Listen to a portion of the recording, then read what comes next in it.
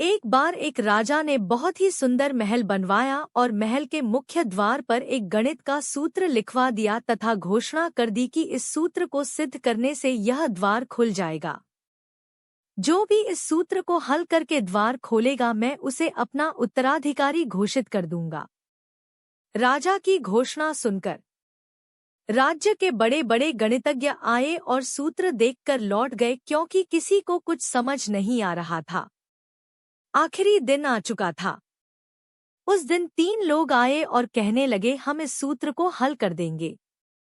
उसमें 2 तो दूसरे राज्य के बड़े गणितज्ञ अपने साथ बहुत से पुराने गणित के सूत्रों की पुस्तकों सहित आए थे, लेकिन अपनी पुस्तकों से ही माथापच्ची करने में उलझे रहे और फिर चले गए।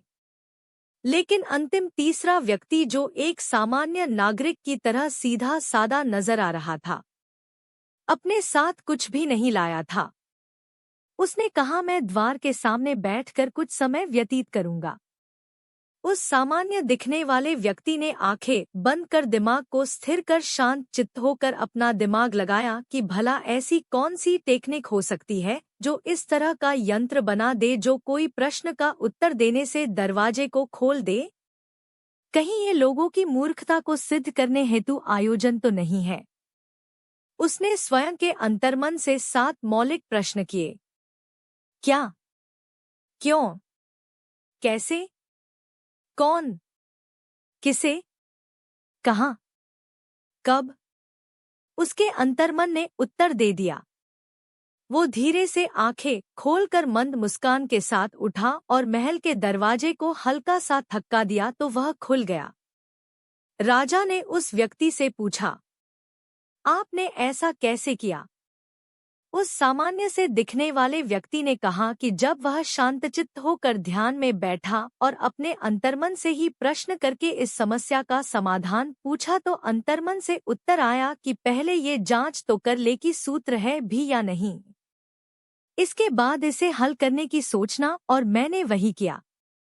कई बार जिंदगी में कोई समस्या होती ही नहीं, लेकिन हम उस पर शांतचित्त से चिंतन करने के स्थान पर दूसरों के द्वारा हमारे ऊपर थोपे गए दुराग्रहपूर्ण विचारों में उलझकर उसे बड़ा बना लेते हैं और चिंतामग्न रहते हैं। हर समस्या का उचित समाधान चिंतन करते हुए स्वयं के अंतर्मन के उत्तर में समाहित होता है। कहानी को आगे बढ़ाते हुए जब वह सामान्य व्यक्ति महल के दरवाजे को हल्का सा धक्का देकर खोल देता है और राजा उससे पूछता है कि उसने ऐसा कैसे किया, तो व्यक्ति मुस्कुराते हुए जवाब देता है, महाराज, हम अक्सर अपने मन में समस्या को जटिल बना लेते हैं और सोचते हैं कि समाधान भी उतना ही जटिल होगा। लेकिन कभी कभी समाधान इतनी सरलता से सामने होता है कि हमें समझने में समय लग जाता है। इस द्वार का रहस्य भी यही था। यह केवल एक साधारण दरवाजा था जिसे खोलने के लिए बस धक्का देना था।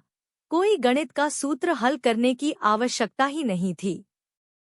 राजा उसकी बातों से प्रभावित होकर कहते हैं, तुम्हारी बुद्धिमानी ने यह साबित कर दिया कि असली समझदारी बड़ी समस्याओं का हल ढूंढने में नहीं, बल्कि सरलता में निहित होती है। तुमने यह सिद्ध किया कि जटिल परिस्थितियों में भी शांत चित्त और सादगी से सोचना ही सही मार्ग है। मैं अपनी बात के अनुसार तुम्हें अपना उत्तराधिकारी घोषित करता हूँ। इसके बाद राजा ने उसे अपना उत्तराधिकारी घोषित कर दिया और राज्य में यह संदेश फैलाया कि सच्ची बुद्धिमानी केवल पुस्तकों में नहीं, बल्कि अंतर्मन की शांति और सामान्य बुद्धि में है। राजा ने यह भी घोषणा की कि राज्य के सभी लोग अब अपनी समस्याओं का समाधान पहले खुद के भीतर से खोजने की कोशिश करें, बजाय दूसरों के द्वारा बताई गई जटिलताओं में उलझने के।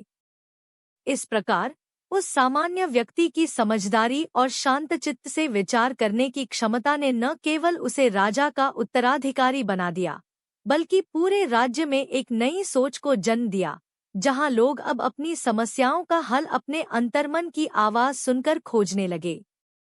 ऐसी ही नई नई कहानी सुनने के लिए मेरे चैनल को सब्सक्राइब जरूर कीजिए, वीडियो को लाइक कीजिए। धन्यवाद।